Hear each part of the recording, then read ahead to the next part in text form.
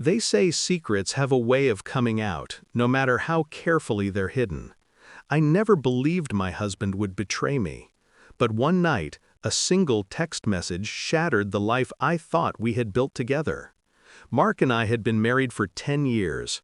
We had 2 beautiful kids, a comfortable home, and a marriage that, from the outside, looked solid. People often told us we were couple goals. I believed it too, at least until the cracks began to show. It started with late nights. Mark claimed he was staying at the office to handle projects, and I trusted him. I'd always known him as a hard-working man who wanted the best for his family. But slowly, the late nights turned into whole weekends away on business. At first, I defended him when friends asked questions. "He's just under pressure at work," I would say with a smile. But inside, I felt a gnawing emptiness. He was slipping away from me, and I didn't know why. One evening, I was folding laundry when I heard his phone buzz on the nightstand.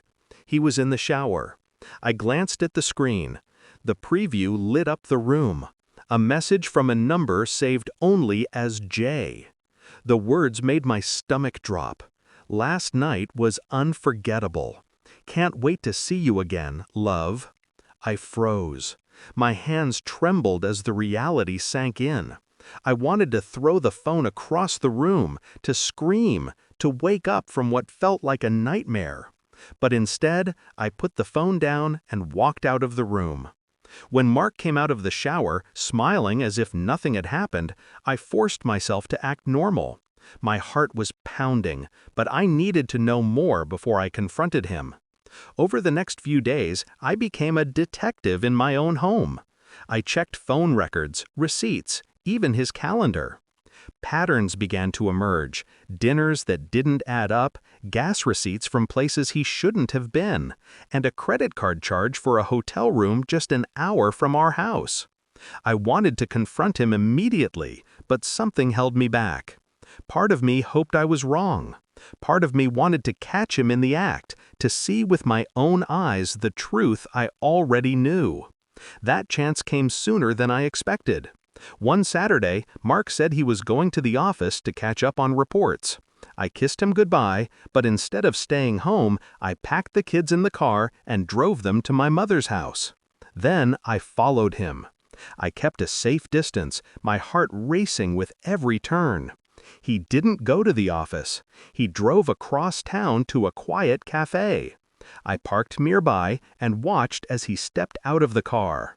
And then she appeared. A woman with dark hair and a bright red dress. She ran to him and he hugged her like she was his world. My world crumbled in that instant. I watched through tears as they held hands, laughing, leaning close as if they had no secrets between them. After half an hour, they left together and checked into a hotel. That was all the proof I needed. I didn't confront him there. I didn't scream or cause a scene. Instead, I drove home in silence, the weight of betrayal pressing on me like a storm I couldn't escape. That night, when he walked through the door, I was waiting. His face lit up when he saw me, as if he hadn't just destroyed our marriage hours before. "Did you finish your reports?" I asked calmly. He froze. His smile faded. He knew.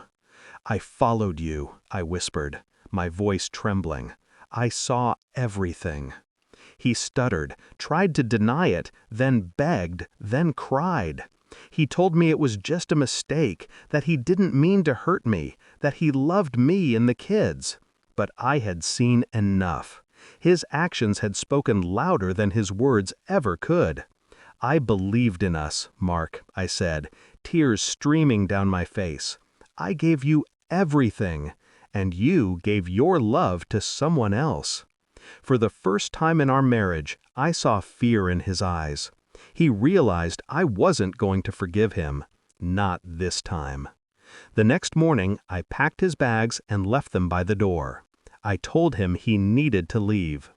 The kids deserved a mother who wasn't living in lies, and I deserved a life free of betrayal. It wasn't easy. The days after were filled with pain, anger and endless questions from family and friends. But slowly, I began to heal. I found strength I didn't know I had. I focused on my children, on rebuilding a future without him. Sometimes at night, I still wonder why. Why wasn't I enough? Why did he risk everything for something so fragile, so temporary? But then I remind myself, his choices were never about me. They were about him, his weakness, his selfishness, his betrayal. And I refuse to let his mistakes define me. This is the story of how I discovered the truth about my husband's affair. It broke me, but it also taught me that sometimes the end of one chapter is the beginning of a stronger one. If you've been betrayed, know this: you are not alone, and you are worth so much more than the lies someone told you.